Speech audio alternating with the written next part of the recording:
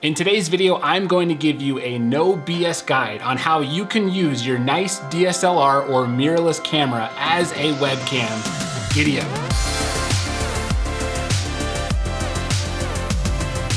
If you are new here, my name is Brandon Hassler and I create tech videos that other creators and streamers would enjoy. So if that describes you, do yourself a favor and subscribe as I come out with new content just like this every single week.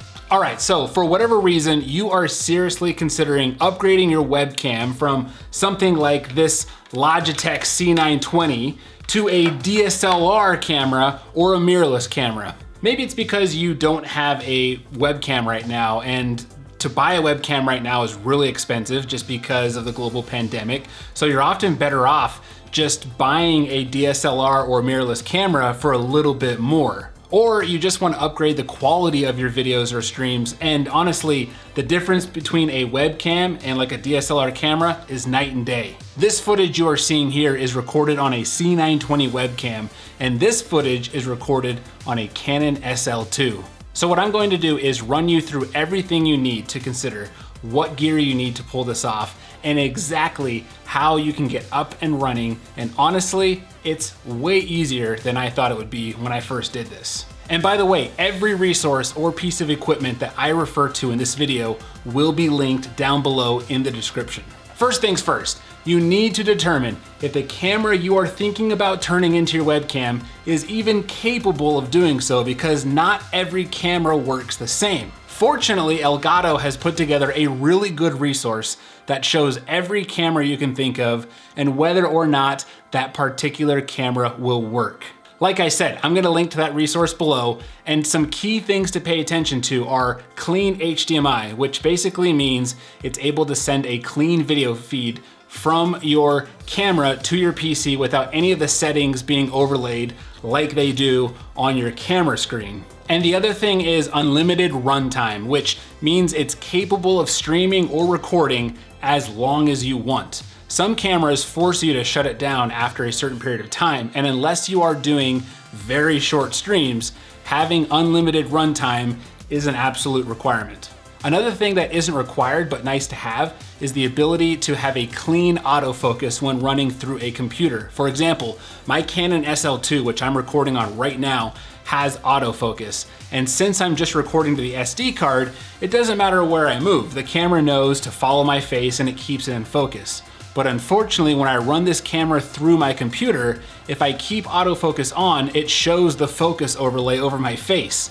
It will not send a clean signal unless autofocus is turned off, so I have to manually set the focus. Not a huge deal, since when you're using it as a webcam, you're not really moving forward and backward a lot, but it's something to at least keep in mind depending on the type of content you plan on creating. The Sony a5100, for example, is a really affordable mirrorless camera that gets you 1080p resolution, 60 frames per second, and it keeps the autofocus with a clean signal. So if autofocus is really important to you when streaming, I highly recommend you check out that camera, and I'll link to that below. Once you have your camera picked out, you're going to need two other things for your camera: a dummy battery or a DC power adapter, depending on the camera. And again, that Elgato resource will tell you which one your camera needs. And you're gonna need a cable that connects your camera to your PC. A dummy battery is just that. It's a fake battery that plugs into the wall. It goes right into where your normal battery goes, and this is what will allow your camera to keep running. So whether you're doing a 1-hour stream or a 24-hour stream, your dummy battery will take you there. I'll link to one below that I'm using so you can compare, but honestly, if you just search the name of your camera followed by dummy battery in Google or on Amazon, you'll be set. Tons of options out there. As for the cable, most cameras have either a micro or mini HD port.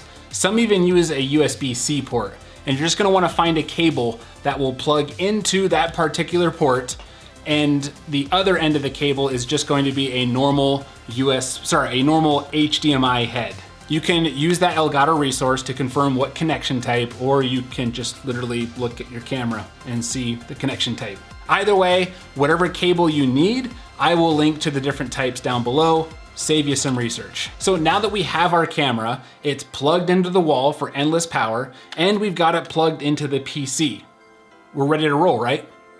Not so fast. These cameras are not built with the purpose of being webcams, which means just because you plug it into your PC doesn't mean a camera feed is just magically going to appear.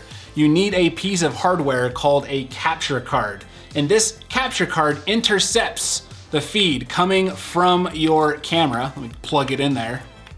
And it digitizes it in a way that the PC can actually understand. And then that plugs into the computer. One of the most popular capture cards on the market is this CamLink 4K from Elgato. It's fantastic. The problem, it's $130, which isn't bad compared to some other capture cards in the market, but that's still a lot of money considering all the other gear, and especially the camera, that you have to buy to make this happen. Fortunately, there's a really popular generic capture card on the market that a lot of YouTubers, including myself, have been really impressed with, and you can pick this thing up for like 20 bucks. I'll link to a comprehensive comparison video I did with these two capture cards, but in a nutshell, unless you absolutely want to be capturing either 1080p in 60 frames per second or anything in 4K, you can easily get by with this cheaper generic card. Honestly, the difference is not that big in quality, but the price difference is pretty big. So rather than plugging that cable from your camera into your PC, you will plug it into the capture card. There we go.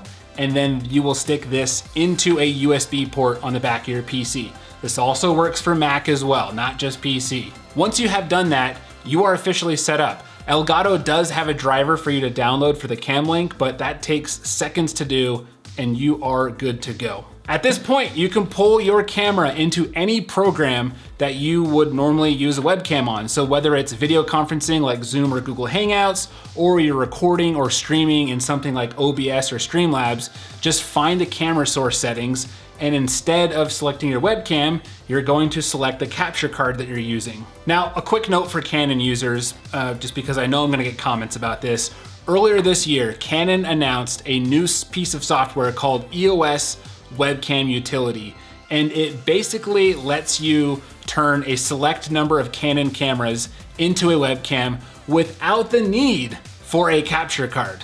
In general, there are still a lot of sacrifices with this approach, so at the time of this recording, I don't necessarily recommend it, but I will link to a video below that does a really good job of breaking down the pros and cons of this approach.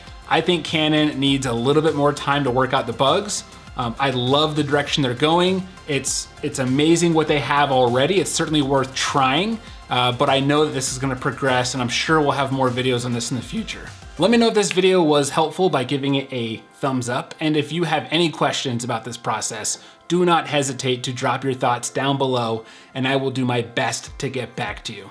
This is also a great time to remind you that we have a Discord community that is completely free to join, and it's full of creators and tech lovers just like you. So if you want to get more personalized support from me and the community, or you just want to come hang out and have a good time with people just like you, I'll link to our Discord down below. Until next time, my name is Brandon Hassler, and this is Tech Audit TV. Ah, here we go. Oh, I'm Woody! And like, it's got my facial expressions. Ah, hey, I can wink, kind of. There we go. There's a wink. There's a wink from Woody.